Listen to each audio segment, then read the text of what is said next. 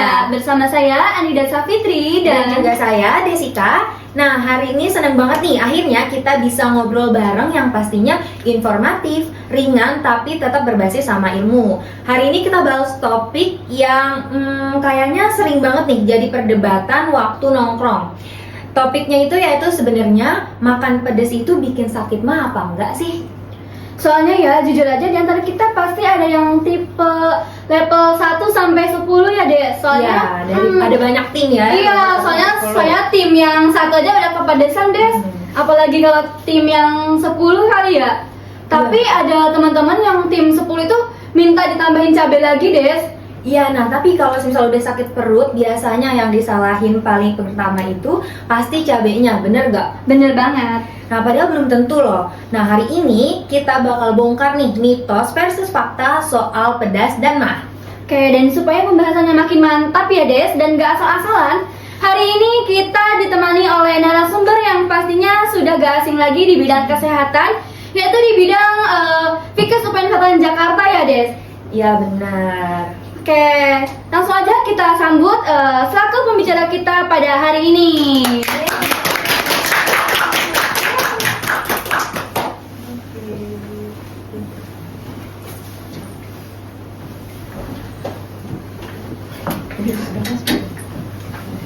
Oke Ibu, nah, boleh dipakai dulu.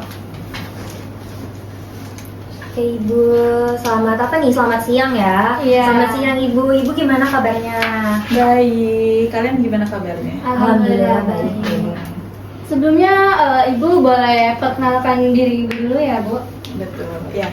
Perkenalkan saya Ibu Pandan Enggarwati, saya dosen keperawatan di Fakultas Ilmu Kesehatan UPN Veteran Jakarta. Oke, pastinya warga Lima udah nggak asing lagi Iya, ya sama betul. Bu Panda nih. Kayak sebelumnya nih saya mau nanya dulu nih, Ibu itu tim pedas yang level 1 sampai 10 itu kira-kira di level berapa? Nah itu ini nih terlalu spesifik ya. Jadi kadang juga kalau misalnya ada beberapa makanan yang ada levelnya itu kadang saya pilih yang level 1 atau 2. Tapi ada beberapa jenis makanan yang saya pilih untuk yang pedas banget gitu ya. Seperti itu. Oke. Sesuai mood juga kali ya Bu. Iya, Moodnya yang kadang seperti lagi itu. pengen makan pedas, kadang lagi pengen makan yang nggak terlalu pedas, seperti itu. Oke, siapa sih sebenarnya yang disalahkan Bu saat mah kambuh terus setelah makan pedas? Cabenya atau kebiasaan makannya nih Bu? Jadi gini ya, kalau misalnya membahas tentang makanan pedas itu banyak beberapa faktor ya. Dan dari beberapa literatur yang pernah saya baca gitu, jadi makanan pedas ini tidak secara langsung menyebabkan adanya nyeri ya pada di daerah lambung. Nah, jadi nyeri sendiri di daerah lambung itu banyak faktor-faktornya, misalnya ada infeksi ya di daerah lambung, atau misalnya dia dietnya itu tidak makan sama sekali, atau hanya makan satu kali, atau hanya makan ketika lapar ya, atau memang mungkin kalau kita temukan di area rumah sakit misalnya pasiennya itu menggunakan obat antiinflamasi ya. Nah itu yang menyebabkan akhirnya orang-orang tersebut mengalami nyeri lambung. Jadi dari hasil penelitian tersebut ya tidak ada yang secara pengaruhnya langsung dari makan pedas sampai membuat nyeri lambung ya, seperti itu. Ada faktor lainnya ya. Nah, betul seperti itu. Oke, untuk selanjutnya nih Bu, kalau Ibu sendiri tuh percaya nggak mitos kalau misal semua makan pedas itu pasti bikin mah? Nah, dulu sih saya percaya ya, gitu. Dulu saya percaya banget kalau misalnya kita nggak boleh makan pedas, nanti sakit mah, begitu ya. Tapi seiring berjalannya waktu, gitu, ketika kalian mau buang air, Nah, Iya. kalau buang air pasti Sensasi sensasi panas, terus vesesnya setelahnya. encer Iya. gitu kan. Nah Iya. itu tandanya mulai terjadi peradangan ya di area pencernaan kalian. Itu ya tanda-tandanya seperti jadi itu. itu tanda dari peradangan, adanya Betul, peradangan. iya betul. Nah kalau misalnya dia gejalanya konsisten ya terhadap makan pedas, jadi setiap dia makan pedas dia merasakan hal tersebut, berarti sebenarnya dia toleransinya apa tuh? Toleransinya tinggi terhadap si makan pedas. makan pedas tersebut, begitu. Oke.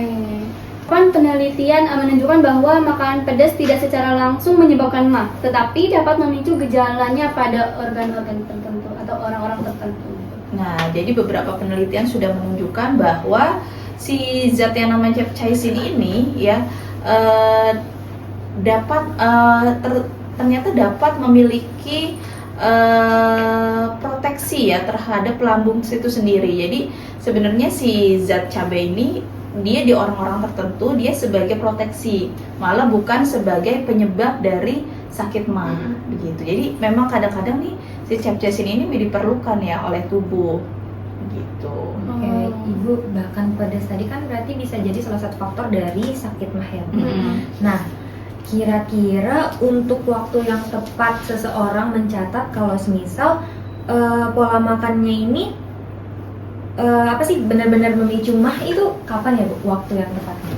Nah, jadi ketika dia mengalami keluhan ya, misalnya kita saat ini mengalami keluhan perut kita kok rasanya sering kembung, atau misalnya kita perut kita kok rasanya panas. Nah, dari mulai hal itu ya, dari mulai ketika dia merasakan hal tersebut perlu diingat kembali 24 jam ya. Karena 24 hours recall ya kita bilangnya ya. Nah, 24 jam terakhir itu kita makan apa saja. Nah, itu kita mulai catat.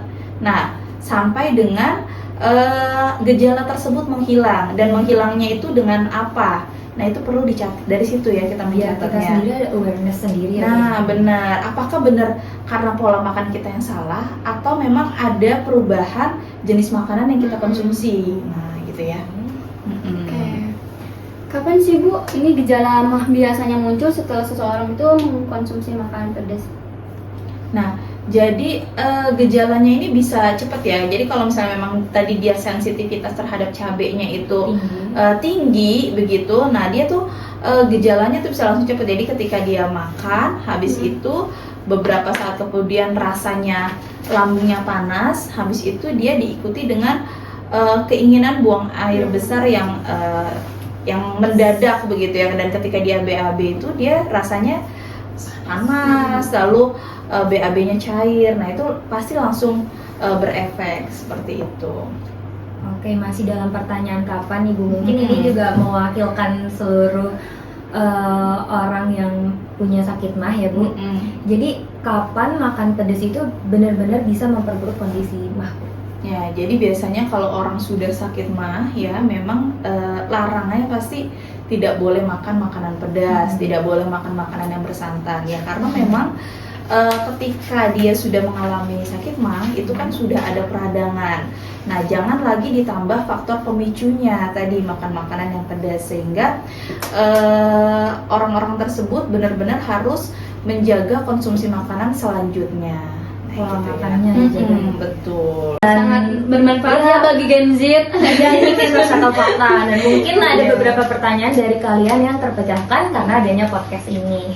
Iya, sama-sama semuanya. Ini materinya sangat bagus ya, dan mudah-mudahan bermanfaat buat banyak orang. Amin. Oke, mungkin sekian podcast Sehat bareng Perawat Muda. See you there.